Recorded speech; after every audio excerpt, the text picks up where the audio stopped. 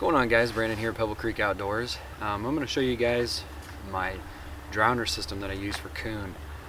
I use the 5/8 rebar for my drowners, and then I use the HAGZ multi-lock slide to set that up. I just have that attached to a dog proof. I use dog proofs on most of my drowners, or all my drowners really. It's probably the most simple, very easy to set up. The bait's easy. I don't have to dig pockets or beds or anything like that. You can use this system with snares, footholds, a lot of different systems. The dog proof it's simple and it works good for me. With this, you can use anywhere from a 3/8 to a 1/2 inch, I believe, rebar with this lock. And I have this just J-hooked off to my dog proof. But I use a 5/8 rebar. It's pretty cheap stuff. And then I just have a T-bar that I've welded up. I have a washer at the top for the T-bar to go through, and I have a washer at the bottom to make sure that the concept on these is really simple. You're just going to essentially find your location that you want to put this in. I've got a coon trail coming down here, one coming back here from behind the camera, and this whole area here is just completely covered in tracks and slick. There's beaver using it a little bit too, but it's mainly a coon trail. When it comes to these, you just want to set them on sign. You can set them on the bank blindly, but if you set them along a coon trail right in front of where that coon's going to walk, your success rate will go way up. The trap doesn't have to be in the water, which is really nice.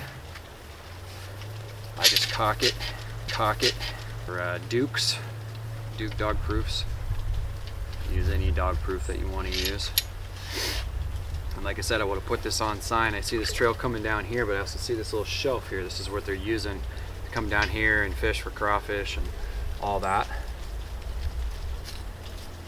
I've got a little spot right here. I'm gonna stab that trap down in there where I want it. I always like to try and start with my trap where I want it. And then I take this re-rod and I'm going to bed it in.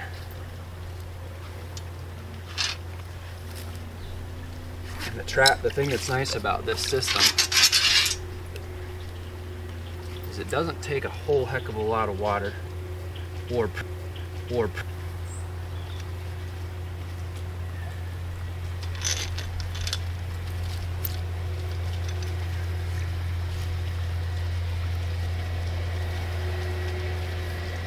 so we want to put that T-bar down through here. Lock that on.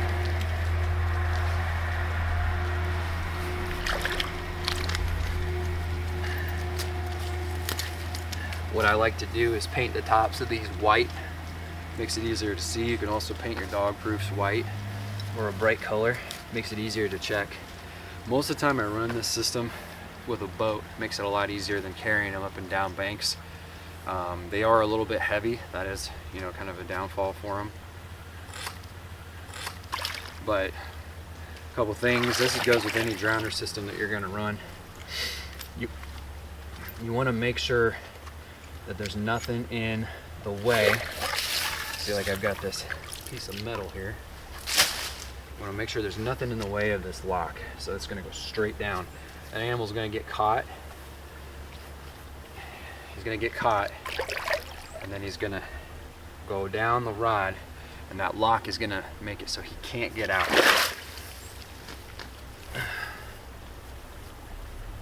So he'll get caught, he'll start working his way down, he'll go to the bottom here, and obviously he won't be able to get back up, and will expire. Dispatching that animal pretty quick. With the coons, you don't really have to worry about a massive holding power. You can see this flexes. That's perfectly fine for a coon. He's just going to go straight down. He's not going to be able to pull that out. So bait, I use just a Folgers coffee can. little plastic spoon.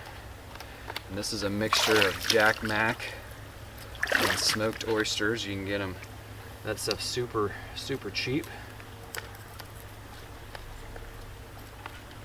And I put a little bit of glycerin inside here to keep it from freezing up too bad.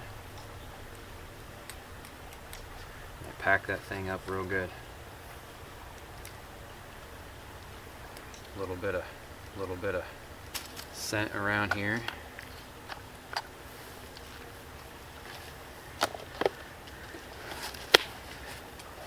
And that right there is a complete set.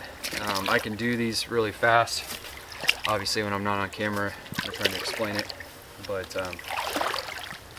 yeah, nice thing about these is if you live in an area that has a 2-day check for water sets, it's really nice. And when you come here, there's no need for dispatch. I rarely ever have to use a 22 or anything like that. So the animals dispatch down at the end. The water keeps them nice and cool, even in these early parts of the season. So that fur stays in good shape. And yeah, it's a slick deal.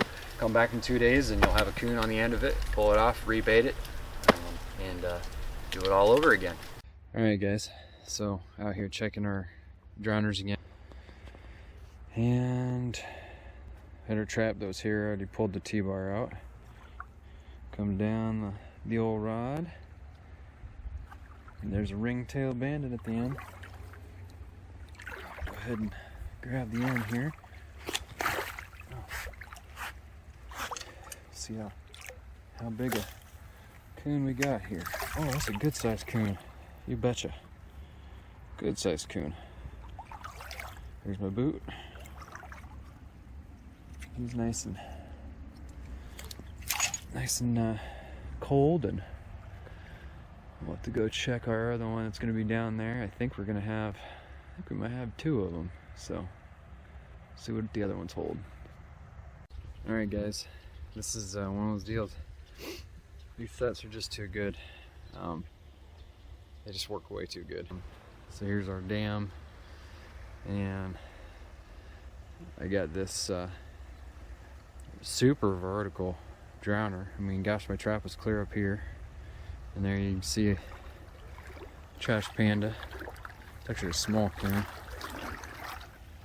and yeah, you can see he just brought him straight down. Boom. He expired.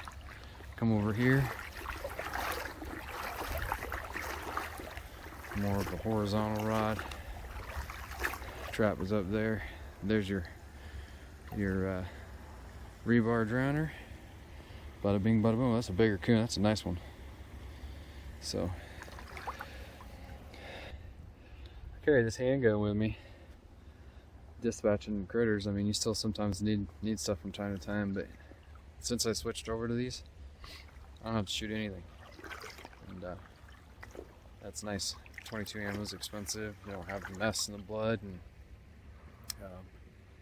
worry about wearing ear protection and all that crap. You just come out here and everything's already taken care of, and animal doesn't suffer in a trap or anything like that. They're just down and out quick. So pretty slick deal.